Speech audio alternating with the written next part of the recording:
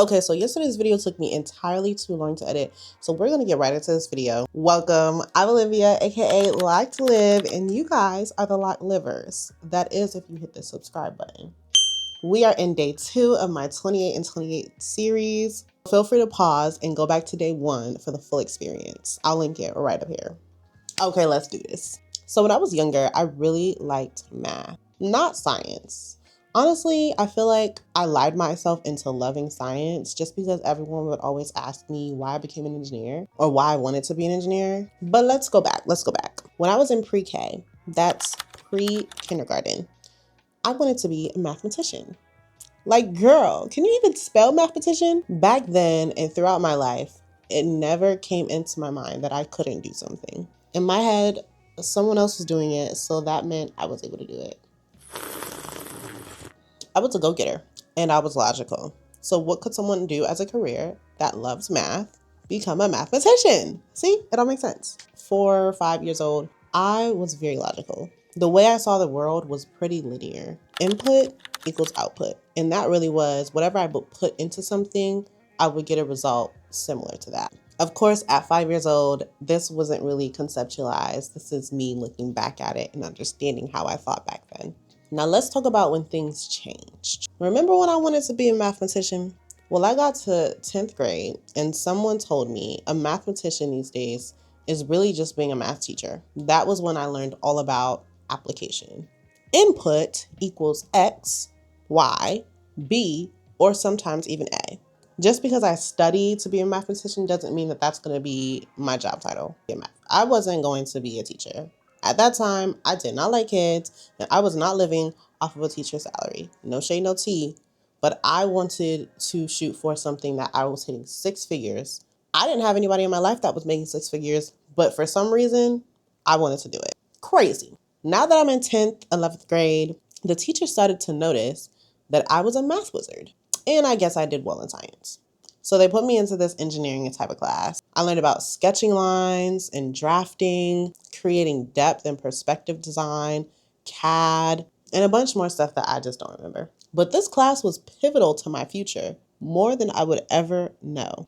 So from there, I wanted to be an architect. I had so much fun designing and drawing different perspectives, figuring out room plans and floor plans and how to make a mansion look like a mansion. It was just such a creative field to go into. So there, I was set. College was right around the corner. I knew what I was going to apply for. I knew what I was going to major in, and I knew what my career was going to be. I had it all figured out. Wrong again. I don't know who killed my dream this time, but I remember someone telling me that the field of architecture isn't really that large. So it wasn't really practical for me to become an architect. Although civil engineering is kind of similar. That's what they told this 15, 16-year-old. But at the time, my sister was studying engineering in college. And so I was like, okay, well, if she's doing it, let me follow in her footsteps. Now, most people heard the story from here. But for the new people, basically, I got to college. I declared civil engineering. So I got into college. Yay. I declared civil engineering technology. And on the second day, the first day went well. First day, syllabus day, figure out what this class is going to be all about. The second day of college, they took me outside and told me to dig in the dirt. Yeah, that was not going to do it for me. I was not digging in the dirt. I'm not an outside girly, especially back then. Now I'm getting used to it. Like, I'm getting in there, like, I'm getting better at it. But back then, no, you couldn't pay me enough to be digging in dirt outside. It was not cute. It was not practical for me, a baddie. Not to say that there's no civil engineers out there that are baddies, but for this one, it wasn't hot. So the next day, day 3, we're now on day 3 of college. The next day, I went undeclared engineering technology. And with undeclared engineering technology, you just learn about a whole bunch of different engineering fields and you figure out which one you want. I found out all of the different type of engineering that I did want to do, civil engineering being one of them, And I found out the one that I did, which was packaging engineering, packaging science. I declared packaging science, and I eventually became a packaging engineer. And we'll get all into my career later in the series, but I just wanted to give you guys some context and perspective of how I got to here from adolescence. Moral of the story, becoming a packaging engineer was probably the best move I could have made in my career. I truly believe that God wanted me to be right where I am today, right where I was, all those decisions, all of those pivots, all those changes, changing my mind, seeing people tell me not to do this, not to do that. Because I'm the type of person, like, I'm really the type of person that no one can tell me not to do something. I have to really feel like in my spirit that maybe it's not a bad idea. People can tell me every day, you're not going to be a big content creator. You're not going to be a wife. You're not going to be a good daughter. Like, they could tell me all these things. But until I like actually believe it myself, like, no one can tell me anything. No one. If I said that I want to retire by the age of 30, that's what I'm going to do.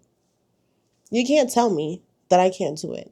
Let me get to 29 and a half, and then I will tell me that I can't do it, if that's the case. But until I turn 30, I'm going to be shooting for it.